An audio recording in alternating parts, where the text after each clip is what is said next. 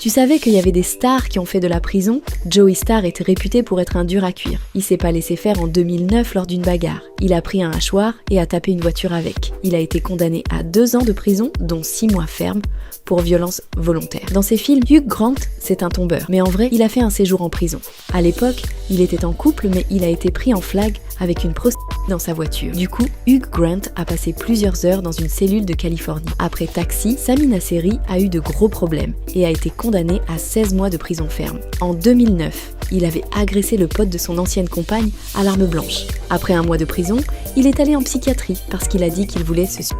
À cause d'une greffe du foie, il peut plus aller en prison. Genre, Paris Hilton est allée en prison? Oui, et c'était en 2007. Elle conduisait sans permis et elle a été condamnée à 45 jours de prison pour violation de mise à l'épreuve. Au final, la milliardaire a fait que 23 jours en cellule. Avant d'être un mafieux au ciné, Al Pacino était un mafieux en vrai. En 1961, alors qu'il avait que 21 ans, il s'est fighté avec la police. Et en plus, il avait caché une arme.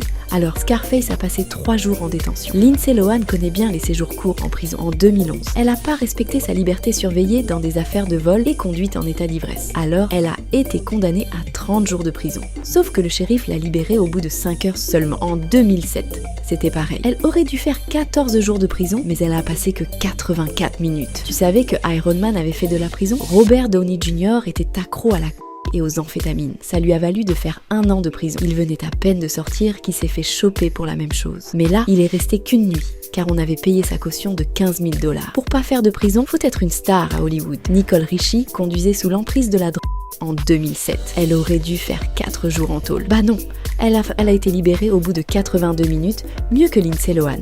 Mike Tyson a été condamné à 3 ans de prison ferme pour viol en 1992. C'est pas la première fois qu'il y allait. Il avait déjà passé 1 jour pour possession de drogue. Avant d'être un flic dans True Detective, Matthew McConaughey a joué les durs. En 1999, il s'était fait arrêter pour possession de drogue par la police. Ça aurait pu s'arrêter là, mais Matthew leur a résisté. Il a été emmené en cellule où il était resté jusqu'à son jugement. Finalement, les accusations contre lui ont été abandonnées.